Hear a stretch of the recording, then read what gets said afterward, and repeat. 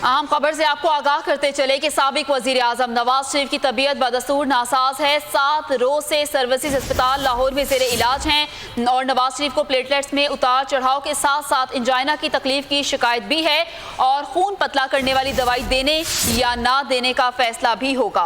मजीद बात करेंगे बोल न्यूज़ के नुमाइंदा महाविश सुहेल से। महाविश, मजीद तफसीलात से आगाह कीजिएगा। जी बिल्कुल, साबिक वज़ीर आज़म मियां मोहम्मद नवाज शरीफ की तबीयत जो है वो बदस्तूर जो है वो नासाज है। नवाज शरीफ सर्विसेज हॉस्पिटल 7 रोज से जेर इलाज है। वो दिल की तकलीफ भी जो है वो बढ़ती जा रही है और नवाज शरीफ की प्लेटलेट्स जो है वो जो 45,000 पर से वो 25,000 पर अब आ गए। गुज़श्ता रोज जो है वो टॉप टी और टॉप आई की टेस्ट जो थी था वो भी कराया गया था जो कि नेगेटिव आया था।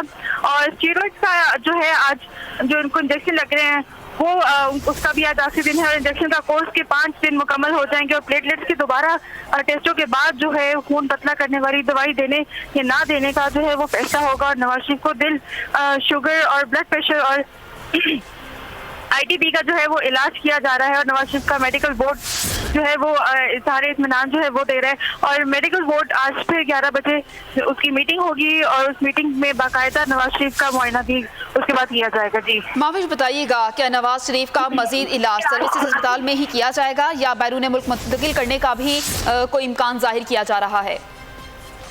जी देखें, अभी तो ये बहुत कबल वक्त होगा कहना कि उनको बैरून मुल्क जो है वो मुंतकिल किया जाएगा या नहीं किया जाएगा, क्योंकि कल जब हमारी डॉक्टर महमूद अयाज से तफसीली बात हुई तो उनका ये कहना था कि उनकी तबीयत जो है वो बेहतरी की तरफ जा जरूर रही है, लेकिन अभी उनकी तबीयत इतनी बेहतर नहीं कि उनको यहाँ से भी कहीं और शिफ्ट किया जाए। लेकिन अगर वो खुद से चाहें, क्योंकि उनकी अब बेल हो चुकी है, वो खुद से चाहें, अगर वो रिटर्न लिख के देते हैं कि हम यहाँ से नहीं अपना इलाज कराना चाहते, कहीं और जाना चाहते हैं, तो उस पर वो उनको रोक नहीं सकते। उस पर उनके पास कोई राइट नहीं है या कि वो उनको रोकें कि यहीं से आप अपना इलाज कराएं। अपडेट कर रही थी, बहुत शुक्रिया आपका।